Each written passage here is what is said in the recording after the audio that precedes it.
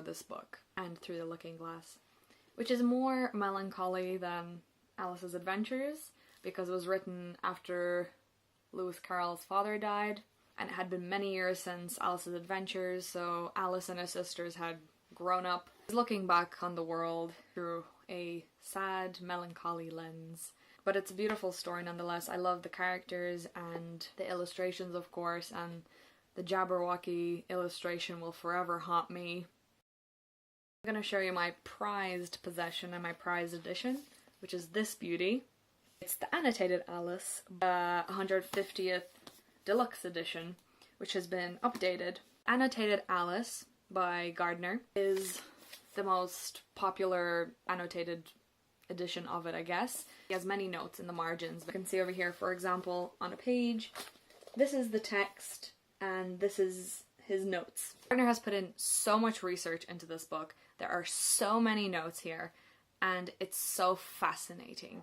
I highly recommend this book to any Alice fans, definitely, or to anyone who thinks they hated the book but wants to know more about it, or if you hated the book and didn't understand it and would like to, please read these notes. It's absolutely fascinating. This is why when you see the size of this and you see how many notes there are almost on every page filling the margins, it's absolutely amazing. This is why I love the book. There's so much, well, in the books, there's so much in here. Lewis Carroll put in so many inside jokes, riddles, games, little play on words, puns. There's references to things that we obviously don't understand because this was written 151 years ago.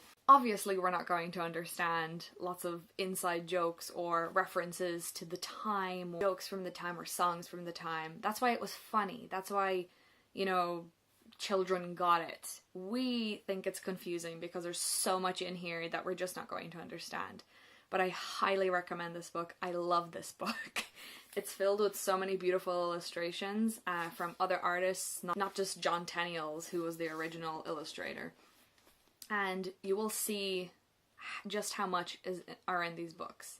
This is why I get so offended when people say it was a bunch of garbage, I didn't understand the book, I don't get anything, I hated it, I don't understand the point of it. It's just a bunch of rambling nonsense. No, it's not! Everything was so meticulously articulated and calculated and thought of. He was a mathematician. Everything is so thought of. Everything was put in there for a reason.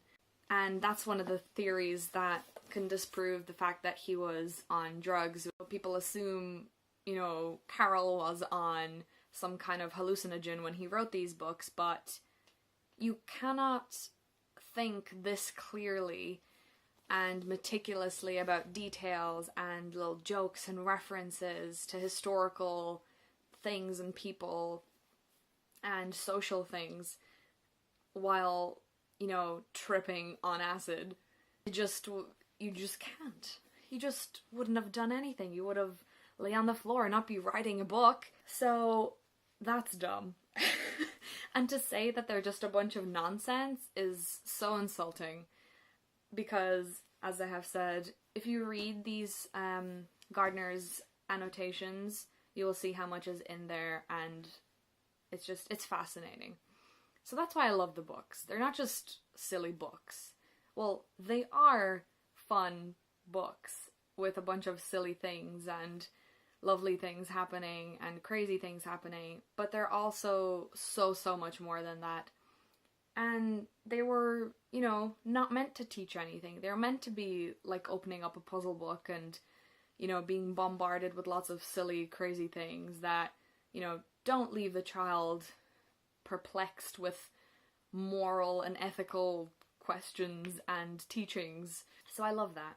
And Lewis Carroll fascinates me, even though his biography is, you know, questionable and dark and filled with rumors. I just look at the art and the person who could have made that. I don't believe that he was a pedophile, and should any evidence, you know, arise in years to come from Carolians. I guess we'll see. I'll be proven, you know, of this horrific fact about my favorite author in years to come, if it was true or not. But I don't want to think about dark rumors and things like that, because I don't believe it. And I have read his biography. He was just really fascinating to me, and that's the main thing. He wrote my favorite books, and he was fascinating, and he's my definite go-to. He would be first on my invitation list to that, you know, imaginary dinner party situation of who would you invite, dead or alive, to a dinner party for one night. He would be sitting there for sure. So yeah, I most definitely rambled on for a very long time, but I have a lot to say, and I hope to go back to these books, maybe talk about my dissertation, or I'll definitely do a video about my collection of the editions of the books, and go back to other things like rumors and, you know, facts about the books or whatever else, because they're my absolute favorite. And yes, apologies for the long video. An apology for the messiness of it. There's just so much to say about them, okay?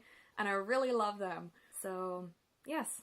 Thank you for watching, and I hope I have encouraged you to go enjoy the Alice books. Because they're wonderful. So yeah. Thank you for watching. That's all I have for now.